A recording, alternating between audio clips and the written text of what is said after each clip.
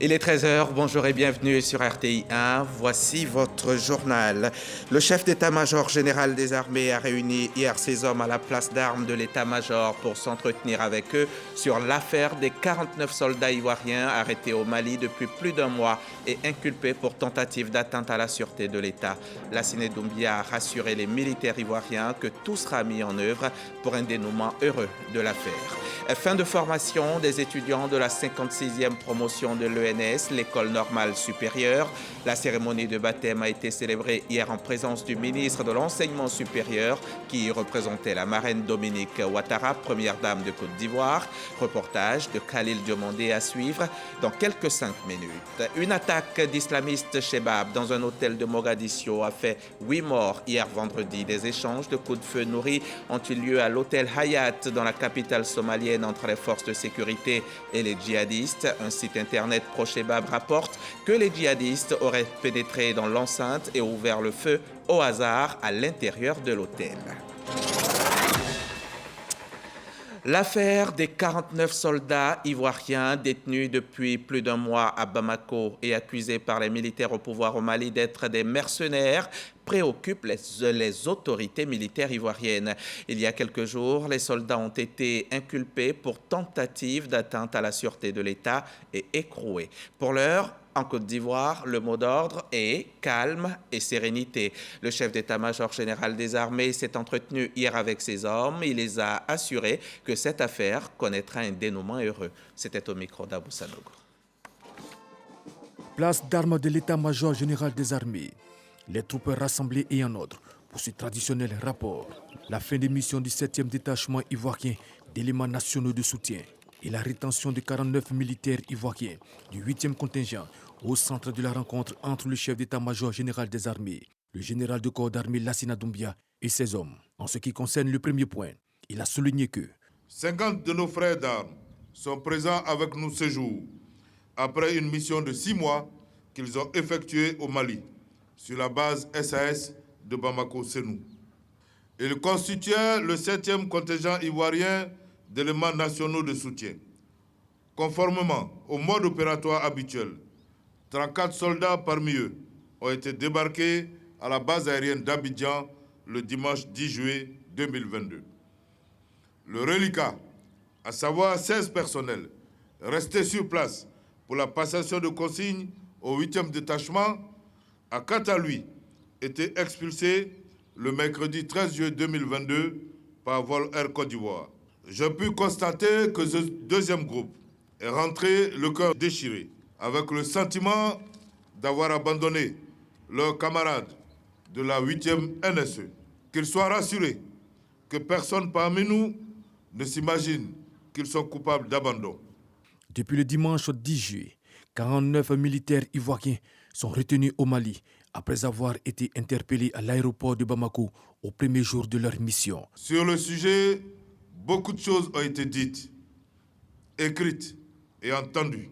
Depuis 2019 qu'elle existe, plusieurs d'entre vous ayant déjà participé à cette mission, je n'ai aucun doute que vous savez y détacher ce qui est vrai de ce qui ne l'est pas. Mais nous devons continuer de faire confiance à l'action diplomatique. Vous devez continuer de nous faire confiance, à faire confiance à la hiérarchie politique. À aucun instant, nos camarades n'ont été reniés et ne seront jamais l'objet d'abandon. Et le chef d'état-major général des armées de rassurer ses hommes. Vos camarades vont bien et ne risquent rien.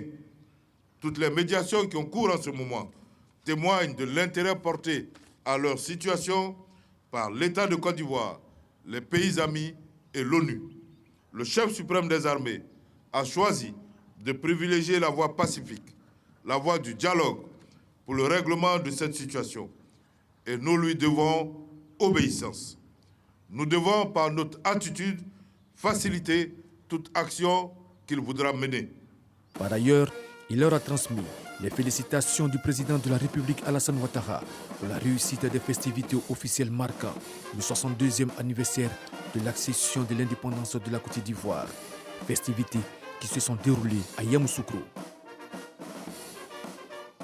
On quitte l'état-major, direction l'école normale supérieure. Le chiffre du jour, c'est 4586. Ces 4586 étudiants de la 56e promotion de l'ENS sont officiellement aptes à intégrer la vie active. Ils ont fait leur sortie hier vendredi lors d'une magnifique cérémonie de baptême parrainée par la première dame Dominique Ouattara.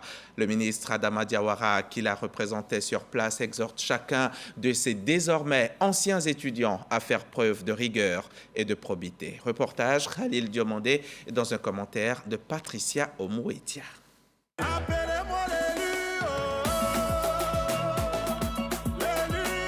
Ils sont au nombre de 4586 étudiants, dont 1317 femmes et 3269 hommes. Ces étudiants constituent la 56e promotion de l'École normale supérieure ENS.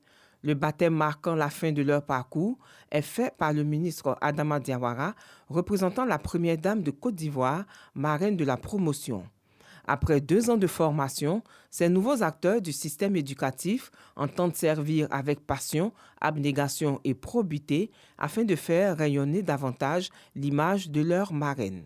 Maman Dominique Ouattara, portant désormais votre nom, les fonctionnaires de la promotion 56 de l'ENS travailleront et marcheront de sorte à toujours rehausser votre image, quelles que soient les circonstances. À vous les étudiants de la 56e promotion, vous ne devez pas perdre de vue les valeurs qui caractérisent le Nord malien dans la pratique de votre métier. À la ministre de la Femme, de la Famille et de l'Enfant, invitée d'honneur de la cérémonie, d'encourager la frange féminine de la 56e promotion à faire montre de tout son savoir dans cette nouvelle mission. Chères enseignantes fonctionnaires, la qualité des enseignements, vos méthodes novatrices et l'amour du partage avec vos élèves et étudiants feront la différence dans le maintien des filles à l'école et leur réussite. Par l'entremise du ministre de l'Enseignement supérieur et de la Recherche scientifique, la première dame Dominique Ouattara invite ses filleuls à se soustraire de tout comportement qui pourrait paralyser le système éducatif de notre pays. Avez-vous le courage pour affronter les nouveaux défis de la vie professionnelle, parsemés de mauvaises tentations? Je vous exhorte à rompre avec des pratiques peu recommandables comme la corruption, la paresse et le favoritisme qui sont autant de handicaps sur le chemin du développement de notre système éducatif et au-delà de notre pays. Cette 56e promotion prendra fonction à la prochaine rentrée scolaire. Elle est composée d'éducateurs, d'inspecteurs, de conseillers pédagogiques et de professeurs de lycées et collèges. La migration de l'analogie au numérique est de plus en plus une réalité en Côte d'Ivoire. Le taux de couverture nationale est même de 90%. Cette réussite a été possible grâce à la mise en place d'un comité national de migration et de la Société ivoirienne de télédiffusion. Le processus de basculement impressionne et inspire. Le ministre nigérien de la communication, chargé des relations avec les institutions, est en Côte d'Ivoire depuis quelques jours et il a échangé hier avec la direction générale de la RTI. Reportage Walter Amadou Ouattara. La direction générale de la radio-télévision ivoirienne, RTI, reçoit le ministre de la communication chargé des relations avec les institutions du Niger. Mamadou Dan Dano est venu s'imprégner de l'expérience de la télévision nationale ivoirienne dans le domaine du passage à la TNT, télévision numérique terrestre. Nous sommes dans une nouvelle ère, l'ère de la TNT, donc il est important que les services se rencontrent, échangent et pour voir comment est-ce qu'on peut affronter ce défi. Après une présentation du groupe RTI par le directeur général Fousseni Dambélé, les hôtes du jour ont partagé leurs préoccupations, essentiellement des questions liées au fonctionnement des différentes chaînes télé et radio qui composent le groupe. Le directeur général de la RTI a mis à contribution ses collaborateurs directs qui ont également répondu aux questions de la délégation nigérienne. Une visite des studios et autres installations techniques a permis au ministre de voir de plus près le travail abattu par le personnel de la RTI. Ce qui m'a manqué, c'est la qualité du travail qui fait de la RTI une radio et télévision vraiment de référence en Afrique de l'Ouest. C'est donc très impressionné que Mamadou Dan Dano, repart avec le secret espoir de voir concrétiser très prochainement des projets de coproduction, de collaboration des équipes de reportage ainsi que des échanges de programmes entre les médias audiovisuels étatiques du Niger et de la Côte d'Ivoire. La lutte contre la corruption s'accentue. Depuis le 15 juillet dernier, c'est parti pour le projet PAGOC, l'appui à la bonne gouvernance par le contrôle citoyen. Projet mis en place par la Fondation Friedrich Naumann pour tenter de renforcer les capacités de 500 citoyens en matière de bonne gouvernance et de lutte contre la corruption. Le ministre Epiphane Zorobalo était présent à la cérémonie de lancement du projet. Le reportage d'Espérance Diakale et Jean-Marc Djadji. Quel rôle des citoyens dans la bonne gestion des affaires publiques? C'est le thème inaugural du lancement du projet d'appui à la bonne gouvernance par le contrôle citoyen. Il s'agit de renforcer les capacités de 500 citoyens, dont des étudiants, des leaders d'opinion et des représentants de la société civile à travers une sensibilisation digitale. Ce projet vise à promouvoir la gouvernance participative et le développement inclusif. C'est une très belle initiative, ce projet que la Fondation Friedrich Naumann lance. À travers tout ce qui a été présenté, nous voyons qu'il y a une réelle volonté du gouvernement et nous, au niveau de la coalition ivoirienne des défenseurs des droits humains, nous nous tenons disponibles pour accompagner le gouvernement dans le cadre de cette initiative qui est mise en place. La bonne gouvernance exige que le citoyen participe donc à la bonne gestion des affaires publiques. Or, jusque-là, nous n'avons pas d'instrument qui permet aux citoyens donc de participer à cette gestion efficace des politiques publiques et des finances publiques. Donc, le projet vient pour outiller les citoyens. C'est un projet d'essai de 6 mois. On va l'expérimenter pour que les politiques publiques soient beaucoup plus efficaces et dans l'intérêt des citoyens. Ce projet qui permet d'impliquer le citoyen dans la gestion de la chose publique s'inscrit dans le cadre de la lutte contre la corruption et la promotion de la bonne gouvernance. Il faut établir un partenariat entre les gouvernements des pays africains et tous les segments de la société civile, à commencer par les femmes, les jeunes, les médias, le secteur privé, ce sont les entreprises, afin de combattre le fléau de la corruption. La Côte d'Ivoire a occupé en 2021 la 104e place mondiale sur 180 pays évalués en matière de lutte contre la corruption, selon l'indice de perception de la corruption IPC de Transparency International. Ils sont au nombre de 17, ces agents de la direction des affaires maritimes qui viennent de voir leurs capacités renforcées en matière de système de management. L'atelier de formation a duré 72 heures et il a permis aux agents stagiaires d'être instruits sur les attitudes qui favorisent la réussite d'un audit de système de management. Les détails avec Dangui Dangui.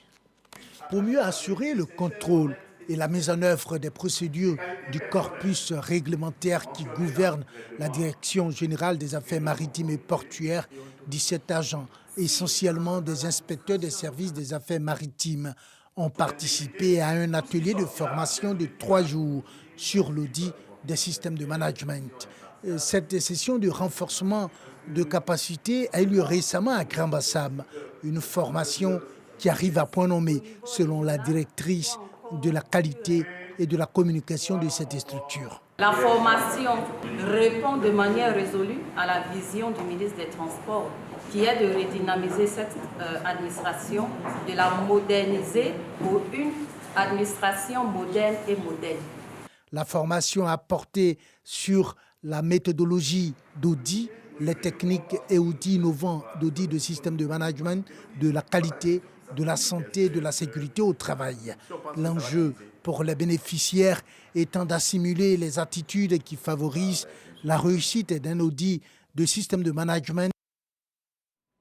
L'édition 2022 de la Business Plan Competition a été lancée cette semaine ici à Abidjan. Or, c'était en marge de la 10e édition de la CGC Academy.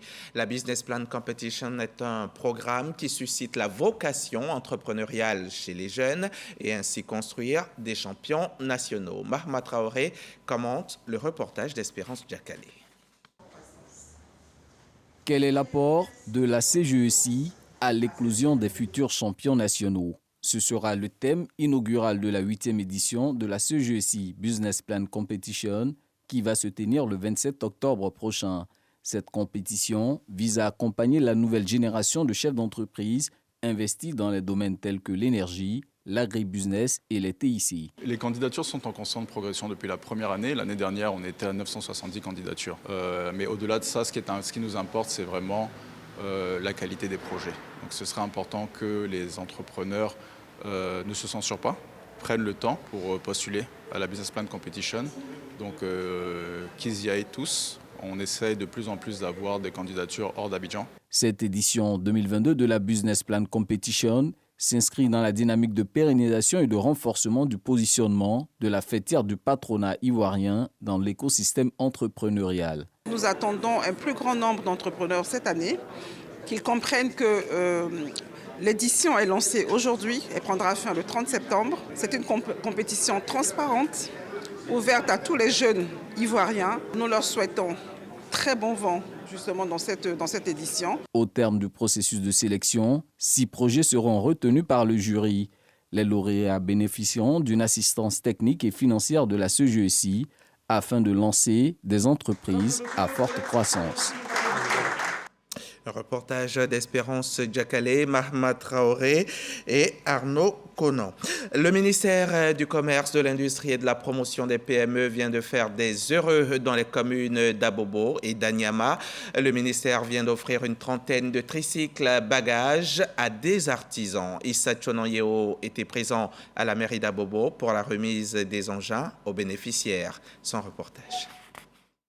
Venir en aide aux artisans des communes d'Abobo et d'Anyama.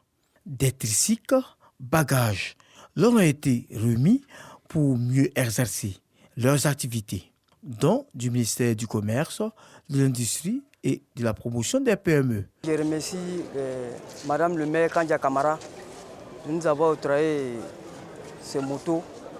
Vraiment, nous sommes émus, contents. Pour les donateurs, l'objectif est de moderniser le secteur de l'artisanat. L'objectif du gouvernement ivoirien est de promouvoir et de valoriser les différents métiers de ce secteur de l'artisanat à haut potentiel d'emploi, notamment pour les jeunes et les femmes, afin d'accélérer la transformation structurelle de l'économie ivoirienne et de développer le secteur privé. Kouné Siaka, représentant le ministre d'État, maire d'Abobo, Kandia Kamara, s'est réjoui de ce don. C'est une grande joie pour nous aujourd'hui, et une joie aussi dans le monde donc, de l'artisanat des deux communes. C'est pourquoi je voudrais, au nom de Madame la ministre d'État, maire de la commune, dire un grand merci au ministre du Commerce et de l'Artisanat, des PME. Les bénéficiaires ont pris l'engagement d'en faire bon usage. L'OIDE, c'est l'Organisation internationale de développement économique. L'instance vient de signer un accord de siège avec l'État de Côte d'Ivoire et c'est Yamoussoukro qui va abriter ce siège. Yamoussoukro, la capitale politique de Côte d'Ivoire. Dangui Dangui était à la conférence de presse de l'OIDE pour RTI 1. Lutte contre la pauvreté, réduction de la dette des pays africains, notamment de la Côte d'Ivoire. Ce sont là, entre autres, les objectifs de l'Organisation internationale de développement économique, OIDE. Des objectifs révélés récemment lors d'une conférence de presse organisée par les responsables de cette structure. Nous savons les retombées d'un siège mondial dans un État et nous sommes ivoiriens. Nous, par des financements innovants, abondant pour qu'il y ait beaucoup plus de personnes qui soient à même de se prendre en charge. Avec des partenaires financiers avec qui nous avons déjà des conventions. Les responsables de l'OIDE ont annoncé avoir signé un accord de siège avec l'État de Côte d'Ivoire, ce qui devrait faire d'Abidjan la plaque tournante des investisseurs en Afrique, selon eux. Créée en 2005, l'Organisation internationale de développement économique OIDE estime sa capacité de mobilisation financière à plus de 20 000 milliards de francs CFA. Reportage d'Angui Dangui et Célestin Frodo. La pandémie de coronavirus sévit dans le monde depuis plus de 2 ans et demi, et le virus a tué 6,45 millions de personnes.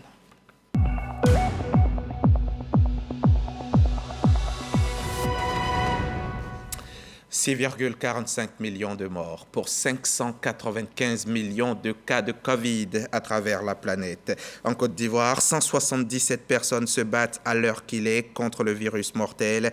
817 d'entre elles ont déjà perdu le combat. Le ministère de la Santé continue chaque jour de sensibiliser aux bonnes pratiques car hier encore, les autorités sanitaires ont recensé de nouveaux cas. Il faut se faire vacciner pour être protégé. Se protéger, c'est aussi protéger les autres. En Côte d'Ivoire, il existe de plus en plus d'appartements ou villas ou chambres appelées résidences meublées. Le phénomène connaît une ampleur considérable et le business est rentable selon ceux qui le pratiquent. Le ministère du Tourisme veut y voir clair, tenter de comprendre et maîtriser le secteur afin de mieux l'encadrer. Première étape donc, le recensement de ces résidences et l'opération concerne tout le territoire national. Laure Goretti, Patricia Omouetia. Depuis quelques années en Côte d'Ivoire, les résidences meublées sont en plein essor, mais le secteur reste encore dans l'informel. Pour mieux le cerner, le ministère du Tourisme et la Fédération des résidences meublées de Côte d'Ivoire ont lancé cette opération de recensement à travers tout le pays. En Côte d'Ivoire, il y a plus de chambres de résidences meublées en Côte d'Ivoire que d'hôtels, des chambres d'hôtel. Et aujourd'hui, la Fédération des résidences meublées s'est retrouvée ici pour fédérer les forces de toutes les résidences meublées en Côte d'Ivoire afin de se recenser et de se mettre dans le moule de la stratégie Sublime Côte d'Ivoire, impulsée par le ministre du Tourisme et des Loisirs, M. Sanou Fofana. Il faut des résidences qui soient classées pour que tous ceux qui viennent de l'extérieur puissent résider dans ces résidences avec la plus grande satisfaction. Conduite par un opérateur du secteur, cette initiative permettra de répertorier, classer et centraliser les données pour une professionnalisation du secteur. Et Bouaké abrite aussi de nombreuses résidences meublées, des résidences très fréquentées. Bouaké qui elle-même est une zone touristique. Et voilà qui explique son choix par le ministère du Tourisme pour la colonie de vacances d'État 2022. Un moment de détente, de plaisir et de grand bonheur pour les tout-petits. Kader Sogodogo est allé leur rendre une petite visite. On regarde. 150 enfants de 7 à 14 ans en colonie de vacances d'État à Bouaké. Une initiative du ministère du Tourisme qui s'inscrit dans le cadre de la Convention des droits de l'enfant de 1989, ratifiée par la Côte d'Ivoire en 1991. Cette convention stipule que tous les enfants ont le droit de jouer, d'avoir des loisirs, des activités sportives, culturelles et artistiques pour développer leur talent et apprendre les valeurs liées à la vie en société. Pour la première édition de la colonie des vacances d'État, la directrice générale des loisirs est à Bouaké pour s'enquérir de la bonne tenue de ce regroupement des tout-petits issus de toutes les régions du pays. Là, je pars rassurée et on pense que l'année prochaine, on aura plus d'enfants et ainsi de suite. En tout cas, le combat, c'est de ne jamais arrêter la colonie d'État parce qu'on pense que les enfants de Côte d'Ivoire en ont véritablement besoin. En une colonie, on ne retrouve pas forcément ce qu'on a chez soi dans sa famille. On sort de chez soi pour aller vivre d'autres parties, pour aller rencontrer d'autres personnes. C'est ce que nous vivons ici depuis 2 jours. Pour les participants, la colonie de vacances d'État est l'occasion de changer d'air et de vivre des moments de pur plaisir dans un cadre adapté. Nous vous prions de transmettre nos sincères remerciements à notre papa, le ministre du Fofana. Ceci, au nom de mes camarades, nous vous rassurons que nous mangeons bien, nous dormons bien et nous nous amusons très bien. Les enfants seront dirigés par des encadreurs qualifiés reconnus par le ministère du Tourisme. Les parents qui ont voulu envoyer leurs enfants dans cette édition, je pense qu'ils ne regretteront pas. Ils auront des encadreurs pour mieux suivre les enfants. Cette colonie labellisée par l'État se tient jusqu'au 23 août prochain. Au programme, des activités de loisirs autour de la culture, du sport, du développement durable et des visites de sites touristiques de la région de Bouaké. Et malheureusement, toutes les bonnes choses ont une fin. La rentrée scolaire est prévue pour le 12 septembre prochain. De Yamoussoukro, on prend la direction de Sokor, un village de Bondoukou au nord-est de la Côte d'Ivoire. Sokor a un nouveau chef de village qui vient tout juste de recevoir son arrêté de nomination. Arrêté reçu des mains du préfet de région de Gontougo en présence du ministre d'État Kobena Kwasi Adjoumani et de notre correspondant dans la région, Herman Niamia. En présence d'une multitude d'invités, dont le ministre d'État Kobena Kwasi Adjoumani, Le préfet des régions du Gontougo, préfet du département de Bondoukou, a remis officiellement l'arrêté de nomination à Nana Benoît Kobena en qualité de chef du village de Soko, localité située à 7 km de Bondoukou.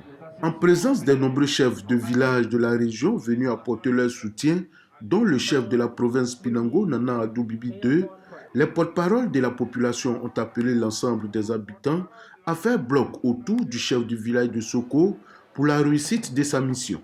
Il est très important de nous de vous rassurer que nous sommes avec vous et nous serons tous avec vous partout où besoin se fera sentir. Avant de remettre officiellement l'arrêté de nomination à Nana Benoît Kobena, le préfet des régions du Gontougo, Sori Sangaré, lui a prodigué des conseils. Entre autres, le chef doit s'abstenir d'afficher son appartenance politique. Il doit faire preuve d'impartialité et de probité. Son autorité s'exerce sur tous les habitants du village. Visiblement satisfait, le ministre d'État Kobena Kwasi Adoumani s'est réjoui du brassage entre les peuples de la région du Gontougo. Répondant à une doléance des populations, Kobena Kwasi Adoumani a indiqué que les travaux de bitumage de la route menant au Ghana en passant par Soko vont bientôt démarrer. Bayota est sur la voie du développement. Bayota, c'est dans le département de Gagnoa, région du Go. Sur place, parmi les nombreux projets en cours de réalisation, la réhabilitation de l'hôpital général. Les cadres de Bayota, membres de la mutuelle de développement de la localité, sont allés voir comment évoluent les travaux des différents chantiers. Les précisions de Sephora Zeki. 6 mois après le lancement des travaux de réhabilitation de l'hôpital de Bayota, une délégation de la mutuelle de développement de cette localité et leurs partenaires, conduits par le préfet Romain Daillé, sont venus sur les lieux pour s'imprégner de l'état d'avancement des travaux. C'est un investissement de plus de 31 millions qui est consacré aux travaux de ce centre hospitalier avec une ambulance à l'appui. Exactement, nous avons fait comme travaux le revêtement du sol, nous avons refait le câblage électrique. Nous sommes en plein chantier sur le préau. Nous pensons que d'ici 3 mois, de ce que nos partenaires nous ont annoncé, nous aurons fini les travaux. À l'issue de la visite, les cadres de Bayota ont pris part au lancement du projet La dignité de l'agriculteur, initié par l'ONG Le Réveil des 12 apôtres de Bayota. Une initiative qui vise à redorer le blason des agriculteurs et leur permettre de tirer le meilleur profit de leur culture. Occasion pour le préfet Romain Daillé de rassurer l'initiateur quant à sa volonté de leur apporter son soutien. Je voudrais prendre l'engagement solennel, à mon nom propre et au nom de la mutuelle de développement de Bayota, que nous nous engageons à financer toutes les tournées de pérégrination que tu auras à faire dans tout le Nekedi. Notons que les 5 femmes ayant contribué de manière significative au développement agricole de la localité de Bayota ont vu leur labeur reconnu par l'attribution d'un prix. Il y a du sport dans cette édition, du foot, et c'est à Danané que ça se passe. Danané, dans l'ouest de la Côte d'Ivoire. Du football donc pour se réconcilier, du football comme facteur de cohésion et de vivre ensemble. Et une vingtaine de villages ont pris part à la compétition. Reportage, Eric Goré, de retour de Danané. Le football comme moyen pour contribuer à la paix et occuper sainement la jeunesse pendant cette période de vacances à Danané. Le tournoi doté du trophée Edwige Dieti tient déjà ses promesses. La première mi-temps était très bonne.